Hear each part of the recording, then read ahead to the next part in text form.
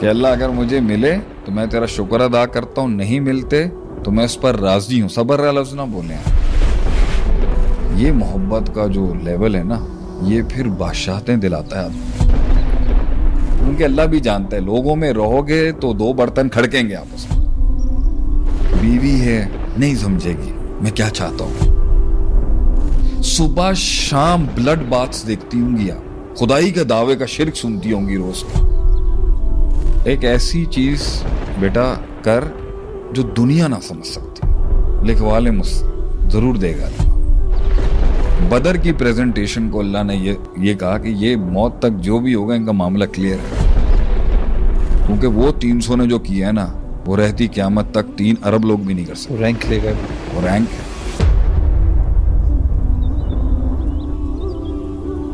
तो हमारे सब्र की क्वालिटी, जिसके ऊपर हमारे अमाल की क्वालिटी, हमारी नीयतों की क्वालिटी, जिस पर अल्लाह ताला को वो चीज़ आए कि अल्लाह के जा दिया, वो क्वालिटी के अंदर डेफिनेटली कहीं ना कहीं कमी होगी। और अगर उसके बाद क्वालिटी भी हो और ना दे अल्लाह, तो ये अल्लाह की हाईएस्ट लवेबल बेंचेस के लोग हैं कि जिनके बारे में अल्लाह जानता था कि अगर ये तकलीफ हटा दूंगा ना, ये मुझसे दूर हो जाएगा। कि अल्लाह अगर मुझे मिले तो मैं तेरा शुक्र अदा करता हूँ, नहीं मिलते तो मैं उस पर राजी हूँ। सब्र का लफ्ज़ ना बोलें आप। मैं तुझसे राजी हूँ अल्लाह, क्योंकि कुछ मिले या ना मिले, मेरे लिए सबसे बड़ी और अल्टीमेट चीज़ कि तेरी बारगाह के अंदर मेरा अगर नाम लिया जाता है अच्छे जुमलों से, मैं इसको सबसे ऊपर समझता हूँ।